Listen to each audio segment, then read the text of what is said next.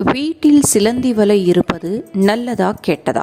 சிலந்திகள் வீட்டிற்குள் ஆகாத பூச்சியினமாயினும் வாஸ்துப்படி வீடுகளில் சிலந்தி வலை இருந்தால் பணம் நிற்காது என்று சொல்கிறார்கள்.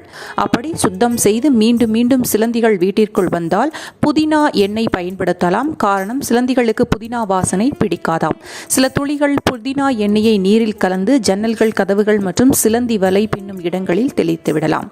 அதேபோல ஆரஞ்சு, எலுமிச்சை, சாத்துக்குடி போன்ற சிட்ரஸ் பழங்களின் தோல்களை கொண்டு ஜன்னல், கதவு, இடுக்குகள், ஷெல்புகளில் தேய்க்கலாம். இந்த வாசனை சிலந்திகளை வரவிடாமல் தடுக்குமாம்.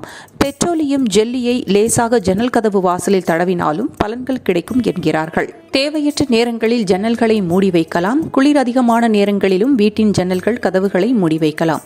இரவில் தேவையில்லாத நேரங்களில் வீட்டிற்கு வெளியே விளக்குகள் எரிவதை அணைக்கலாம். பூச்சிகளை ஈர்க்காத மஞ்சள் அல்லது சோடியம் நீராவி பல்புகளை பயன்படுத்தலாம்.